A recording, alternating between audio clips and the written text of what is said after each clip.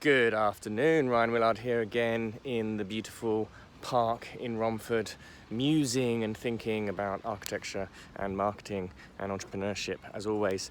And obviously one of the sort of horrendous architectural tragedies of the last few years happened a couple of days ago with the incredible Gothic cathedral at Notre in Paris, which was undergoing extensive renovation works. Obviously, when buildings go through renovation works, they become incredibly vulnerable.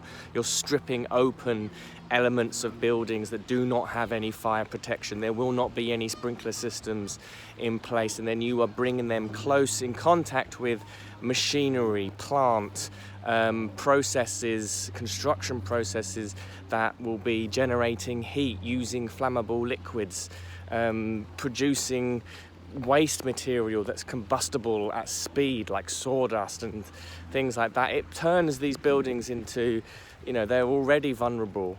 And so when we are doing this kind of historic preservation work, like for example the Macintosh as well in Glasgow, it exaggerates the vulnerability of these buildings, and unfortunately you end up having this kind of tragic scenario where the entire roof of Notre Dame totally engulfed in flames.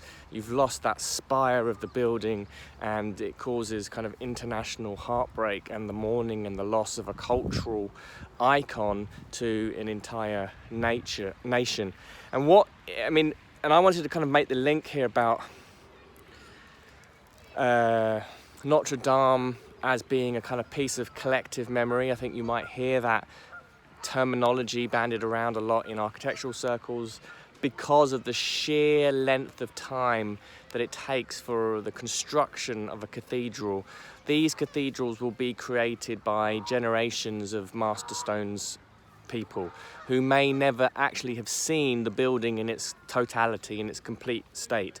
They may have had generation of 30-40 years of you working on a particular part of the building, and then you never actually got to see what it looked like in its in its finish. That's quite a hard thing to understand. It's quite difficult to grasp that. But that slow incremental process of contribution through generations and generations, and it would have been the sort of the heart of a city, slowly, gently rising up. It just brings together a huge amount of storytelling, of relationships, of people building up their own personal experiences with this incredible piece of architecture. It's just immense in its authenticity in that regard. So that's why it's very, very heartbreaking to see this kind of thing happen, because it's been around for nearly best part of 1,000 years really, with that kind of generational heritage and collective memory and detail, and many sorry, this kid's just fallen off his thing and now he's crying. Oh dear.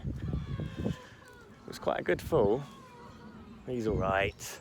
Anyway, you have this kind of building that is embodying this collective consciousness, if you like. So repairing it is not straightforward. So Macron's kind of making the statements of we are going to repair and restore the building. It's like, well, what are you actually going to repair?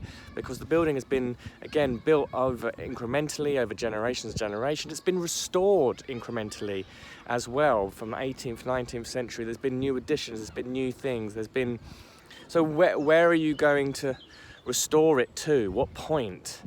And the building's alive. Let's not forget, for me, buildings are not these static entities. They're living things. Notre Dame is a living, functional piece of architecture, where people were using it actively as a place of worship. It's still very much involved in the everyday life of Parisians.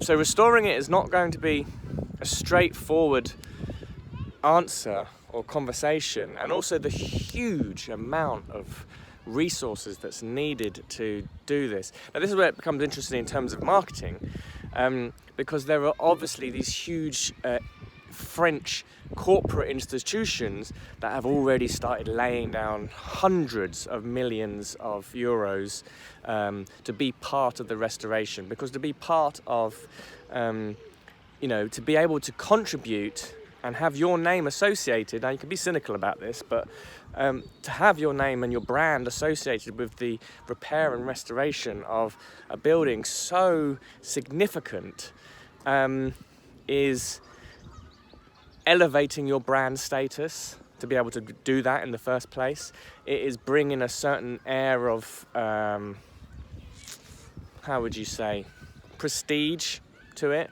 And also it's tapping in very deeply to this kind of collective memory and consciousness and the familiarity and the love that people already have for this existing building. So being able to be part of something like that kind of brand, the brand that is Notre Dame, which has been built over thousands of years, to be part of that obviously has a lot of value, as well as also I'm sure there are people who are doing it because they actually genuinely care about the building and want it to be restored to its former glory. So very, very interesting. I'm glad nobody was hurt. I'm glad that much of the building is still intact. It's lost its roof. You've got the majority of the stonework is surviving. The building has gone through incredible thermal shock, so the building would have been heated up quite extremely during the blaze for the few hours that it was in, and then obviously the pompiers of Paris pouring on gallons and tons and tons and tons of water to put it out would have cooled the building down at a rapid rate, which is going to have some kind of deep integrity issues with the structure of the materials and putting it into a kind of fragile state. So they're going to have to figure out how, where is its weaknesses, what has happened as a result of that. And there will be this process of reinforcing, allowing it to stabilize itself. And also with things like that process of stabilizing it and repairing it, do you keep that? Because that's now part of its narrative.